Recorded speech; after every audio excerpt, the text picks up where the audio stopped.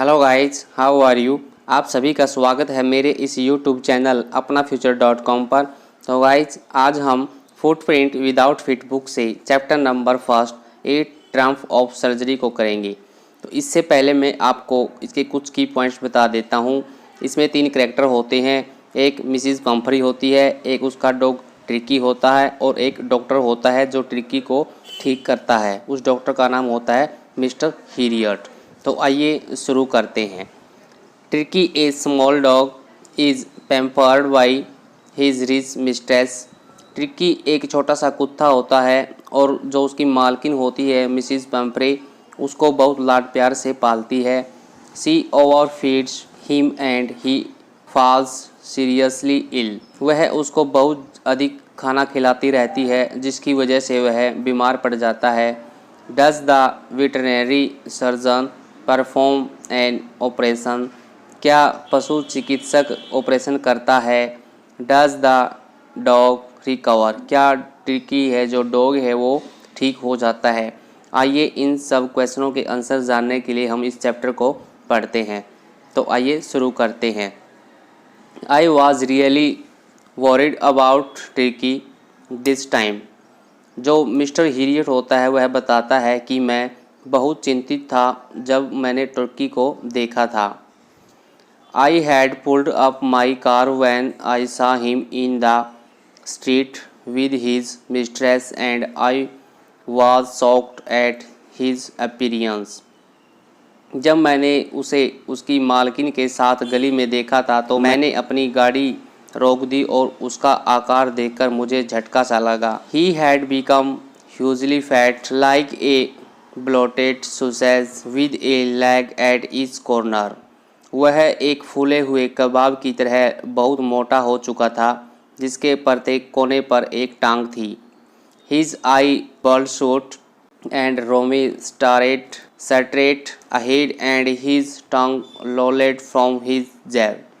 उसकी आंखें रक्त की तरह लाल एवं पानी से भरी आगे की ओर घूर रही थी और उसकी जुबान उसके जबड़ों से बाहर लपक रही थी, यानी उसकी जो टंग है वो जीभ है जो वो बाहर लपक रही थी। Mr Pumphrey has tended to explain he was so listless Mr Herriot. श्रीमती पंफरे ने जल्दी से बताया मिस्टर हीरियट को। वह बहुत ज़्यादा उत्साहीन हो गया था यह सब सुनकर। He seem to have no energy.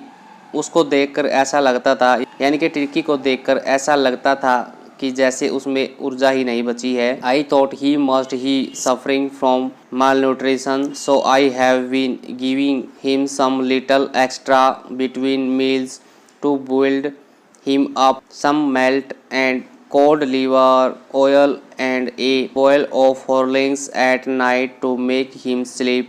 Nothing much really. Shrimati पंफरे कहती है कि मैंने सोचा वह कुपोषण से पीड़ित है, इसलिए मैंने उसे मजबूत बनाने के लिए भोजन के बीच में कुछ अन्य चीज़ें भी दे दी थी, जैसे कि कुछ जौ और कॉड मछली के जिगर का तेल और एक कटोरा हॉर्लिक्स रात को देती थी ताकि वह सो सके। वास्तव में मैंने इससे ज़्यादा उसको कुछ नहीं खिलाया।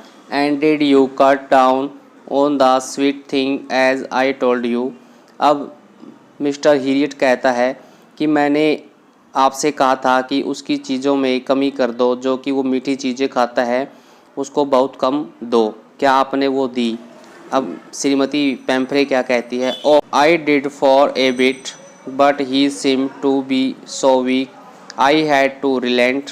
ओह, मैंने थोड़ी सी कमी की है लेकिन वह इतना कमज़ोर प्रतीत हो गया था जिसको देखकर मुझे काफ़ी अफसोस होता था। He does love cream cake and chocolate सो। वह क्रीम केक को और चॉकलेट को बहुत प्यार करता है, बहुत लाइक करता है। I can't bear to refuse him. मैं उसको इन चीज़ों के लिए मना नहीं कर सकती। I look down again at the little dog. मैंने जब दोबारा से उस छोटे कुत्ते को देखा। That was the trouble. वह काफ़ी परेशान था। Tricki's only fault was greed. Tricki का केवल एक ही दोस्त था कि वह लालची था। He had never been known to refuse food. वह किसी भी समय भोजन को मना नहीं कर सकता था। He would tackle a meal at any hour of the day और नाइट। जब भी उसको दिन और रात में भोजन देते तो वह मना नहीं कर सकता था। And I wandered about all the things mister Pomfrey had not mentioned, और मैं उन सभी चीज़ों के बारे में जानकर आश्चर्यचकित था जो श्रीमती पंफ्रे ने मुझे नहीं बताई थी। Are you giving him plenty of exercise, doctor कहता है, मिस्टर हिरियट कहता है कि क्या आप इसको कुछ व्यायाम कराती हैं? Well he has his little walk with me as you can see, but Hodgkin the gardener has been down with lumbago, so there has been no ring throwing lately. अब श्रीमती पंफ्री कहती है कि यह थोड़ी बहुत वॉकिंग कर लेता है मेरे साथ, जैसे कि आप अब देख रहे हैं, और मेरा जो गार्डनर है हॉडकिन, वह कमर के दर्द से परेशान है, इसलिए वह इसको ज़्यादा गेम नहीं खिला सकता, जैसे कि रिंग फेंकने वाला गेम है वो इसको नहीं खिलाता। लुम्बिगो का मतलब होता है कमर दर्द, यानी कि कमर के दर्द से परेशानी। अब आगे क्या बताया गया है? I try to sound severe, मैंने कठोरता दिखाने का प्रयास किया। Now I really mean this, अब मैं वास्तव में यह कह रहा हूँ। If you don't cut his food right down and give him more exercise, he is going to be really ill. यदि तुम अभी से इसको भोजन ज़्यादा खिलाती रहोगी, उसमें कटौती नहीं करोगी और व्यायाम नहीं कराओगी, तो यह वास्तव में बीमार पड़ जाएगा। You must harden your heart and keep him on a very strict diet, तुम्हें अपना हृदय कठोर करना पड़ेगा और उसे सीमित खुराक देनी पड़ेगी, यानी कि उसको भोजन को कम करना पड़ेगा। Mrs Pumphrey wringing her hands, श्रीमती पंफ्रे ने अपने हाथ को मलते हुए कहा, ओह आई विल मिस्टर हिरियट, मैं यह करूँगी Mr Herriot. I am sure you are right, मुझे पता है तुम सही कह रहे हो। But it is so difficult, परंतु यह कठिन है। सो वेरी डिफ़िकल्ट, बहुत कठिन है। She set off head down along the road, वह सर को नीचे करते हुए सड़क के किनारे पर चल पड़ी। As if determined to put the new regime into practice immediately, doctor कह रहा है, मुझे ऐसा लगा कि उसने अभी से ही इन नियमों का पालन करने का निश्चय बना लिया है। I watch there progress with growing concern, मैंने बढ़ती परेशानी से उसको जाते हुए देखा। यानी कि अब डॉक्टर कह रहा है कि मैंने उसको, वो जब जा रही थी तो ऐसा लगा कि वो काफ़ी परेशान है, ट्रिक्की के बारे में सोचकर कि कहीं ट्रिक्की बीमार न हो जाए। Tricki was tottering along in his little tweed coat. He had a wool wardrobe of this coat for the cold weather and a raincoat for the wet days. Tricky अपने ऊनी कोट में लड़खड़ाता हुआ चल रहा था। उसकी सारी अलमारी इन कोटों से भरी हुई थी जो कि सर्द ऋतु के लिए थे, और एक बरसाती कोट बारिश के दिनों के लिए भी था। He struggled on dropping in his harness, साज सज्जा के सामान से दबा होने के कारण उसे आगे बढ़ने में परेशानी हो रही थी। किसको? ट्रिकी को, यानी कि ट्रिकी को काफ़ी सजाया जाता था, अच्छे अच्छे कोट पहनाए जाते थे, जिसकी वजह से उसको चलने में परेशानी हो रही थी। आई thought it would not be long before I hear from Mrs Pomfrey, मैंने सोचा कि जल्द ही मैं श्रीमती पंफ्रे से कोई समाचार सुनूंगा कि भाई ट्रिकी ठीक हो गया है या नहीं हुआ है। The expected call come within a few days, mister हिरिट कहता है, जैसे कि मुझे आशा थी कुछ ही दिनों बाद उसकी कॉल आ गई। किसकी? मिसिज पंफ्री की। मिसिज पंफ्री वाज डिस्ट्रॉट, और मिसिज पंफ्री काफ़ी दुखी लग रही थी। Tricky would eat nothing, tricky ने कुछ खाना नहीं खाया। refused even his favorite dishes and beside he had bouts of vomiting, यहाँ तक कि अपने मनपसंद भोजन को भी ट्रिकी मना कर देता था। इसके साथ साथ वह बार बार उल्टियाँ भी कर रहा था। मिसिज पंफ्री डॉक्टर हिरिट को यह फ़ोन पर बता रही है। He spent all his time laying on a rug panting, वह अपना सारा समय हाँफते हुए कंबल पर बैठे रहकर बिताता है। Did not want to go for walk, did not want to do anything, उसकी न घूमने की इच्छा होती है और न ही कुछ और करने की इच्छा होती है, केवल वह पड़ा रहता है। I had made my plan in advance, doctor Herriot कहता है, मैंने अपना प्लान पहले ही बना रखा था ट्रिकी के बारे में। The only way was to get Trickies out of the house for a period. Tricky को कुछ समय के लिए घर से बाहर रखा जाना ही एकमात्र उपाय था। I suggest that he be hospitalised for about a fortnight to be kept under observation. Doctor Herriot कहता, मैंने श्रीमती पेम्ब्री को सुझाव दिया कि उसे कुछ रातों के लिए अस्पताल में भर्ती करा देना चाहिए ताकि उसका अच्छे से ऑब्जर्वेशन किया जा सके, उसकी देखभाल की जा सके। The poor lady almost swooned. बेचारी औरत पूरी भावुक हो गई थी यह सुनकर। She was sure he would pine or die if he did not see her every day. यह निश्चित था कि वह यदि ट्रिकी को प्रत्येक दिन नहीं देखेगी तो वह तड़प तड़प कर मर जाएगी। But I took a firm line. परंतु मैंने कठोर रुख बना रखा है। Tricki was very ill and this was the only way to save him. In fact, वास्तव में ट्रिकी बहुत बीमार था और उसे बचाने का केवल यही रास्ता था। I thought it best to take him without delay and followed by Mrs Pumphrey's wailings. मैंने सोचा कि यह अच्छा होगा कि उसे बिना विलंब किए हॉस्पिटल में ले जाया जाए। I marched out to the car carrying the little dogs wrapped in a blanket. एक कंबल में लिपटे हुए छोटे कुत्ते को संभाल कर ले जाते हुए मैंने कार की तरफ कदम बढ़ाया। श्रीमती पम्फ्रे ने रोते हुए उसका पीछा किया। यानी कि जैसे कि मैं उस डॉगी को लेकर कार की तरफ चला तो श्रीमती पेम्फ्रे मेरे पीछे यानी कि उस कुत्ते के पीछे आ रही थी।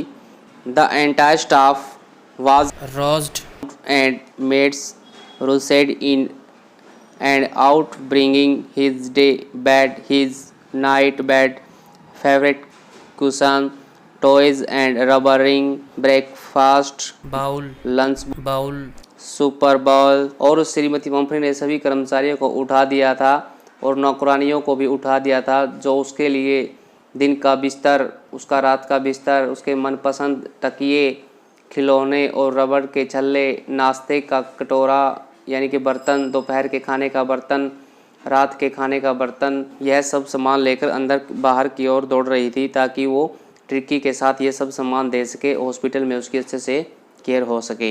Realising that my car would never hold all the stuff I started to drive away. यह महसूस करते हुए कि मेरी कार शायद इन सभी चीज़ों को कभी नहीं थाम सकेगी, यानी कि मैं यह सोच रहा था इतना सारा सामान मेरी गाड़ी कैसे लेकर जाएगी। मैं गाड़ी चलाते हुए दूर चला गया। As I moved off Mrs Pumphrey with a despairing cry threw an armful of the little coats through the window. जो ही मैं चला श्रीमती पम्फ्रे को निराशा के साथ रोते हुए खिड़की में से बाजुओं में भरकर कोट बाहर फेंकते हुए देखा। I looked in the mirror before I turned the corner of the drive. Everybody was in tears. मोड़ मुड़ने से पहले मैंने शीशे में से देखा कि सभी की आंखों में आंसू थे। Out on the road I glanced down at the pathetic little animals gasping on the seat by my side. सड़क पर बाहर आकर मैंने नीचे उस दयनीय छोटे जानवर की तरफ देखा जो मेरी सीट के पास बैठा हुआ हाँफ रहा था। I patted the head and Tricki made a brave effort to wag his tail. मैंने उसके सिर को थपथपाया और ट्रिकी ने एक बहादुरी भरा प्रयास कर अपनी पूंछ हिलाई। Poor old lad I said. मैंने उसे कहा, बेचारा बूढ़ा कुत्ता। You have not a kick in you but I think I know a cure for you. तुम अपने आप एक लात भी नहीं मार सकते, परंतु मेरे विचार से मैं तुम्हारा इलाज जानता हूँ, मैं आपको ठीक कर दूंगा। At the surgery the household dogs surged around me. शल्य कक्ष में घर के कुत्ते मेरी तरफ चारों ओर से दौड़कर आए। यानी कि जब मिस्टर हिरियट उसको हॉस्पिटल में ले जाता है तो उसके जो आसपास के जो कुत्ते हैं वो सभी दौड़कर इधर उसकी ओर आ गए। Tricki look down at the noisy pack with dull eyes. Tricki ने नीरस दृष्टि से नीचे उस शोर मचाते हुए समूह को देखा। एंड व्हेन पुट डाउन ले मोशनलेस ऑन द क्रेफ्ट। और जब उसे नीचे उतारा गया तो वह बिल्कुल गतिहीन होकर कालीन पर लेट गया। The other dogs after sniffing around him for a few seconds, दूसरे कुत्तों ने उसके चारों तरफ से कुछ सेकंडों के लिए सूंघने के बाद decide he was an uninteresting object and ignore him, उन्होंने डिसाइड किया कि यह अरुचिकर वस्तु है और इसे अनदेखा कर दिया, इग्नोर कर दिया। I made up a bed for him in a warm loose box next to the one where the other dogs slept, उसके आगे जहां अन्य कुत्ते सोया करते थे मैंने उसके लिए एक खुले गर्म संदूक में बिस्तर बना दिया। For 2 days I kept an eye on him giving him no food but plenty of water, अगले 2 दिनों के लिए मैंने उसको कुछ भोजन नहीं दिया लेकिन अधिक मात्रा में पानी पिलाता रहा। At the end of the second day, दूसरे दिन के अंत में he started to show some interest in his surrounding, उसने आसपास की चीज़ों में कुछ इंटरेस्ट दिखाना शुरू कर दिया। And on the third he began to whimper when he heard the dog in the yard, और तीसरे दिन जब उसने आंगन में अन्य कुत्तों को सुना तो उसने हल्की आवाज़ें करना शुरू कर दिया। तो इस तरह से गाइज आज हम इतना ही पढ़ेंगे क्योंकि इसकी 2 वीडियो बनाई गई है। आपने इसकी दूसरी वीडियो देखना बहुत ज़रूरी होगा, तभी आपको ये चैप्टर अच्छे से समझ में आएगा। और मुझे आशा है कि आज का जो वीडियो है, आज का जो चैप्टर जितना हमने पढ़ा है वो आपको अच्छे से समझ में आ गया होगा। तो गाइज इस वीडियो को ज़्यादा से ज़्यादा लाइक करें, शेयर करें और कमेंट करें। और यदि आपने अभी तक भी मेरे इस यूट्यूब चैनल अपनाफ्यूचर.com को सब्सक्राइब नहीं किया तो आप इसको सब्सक्राइब जरूर कर दें ताकि आपको आने वाली वीडियो का नोटिफिकेशन मिल जाए और आप उसको देख सकें। तो आज के लिए इतना ही काफ़ी है। Thanks for watching and be positive guys.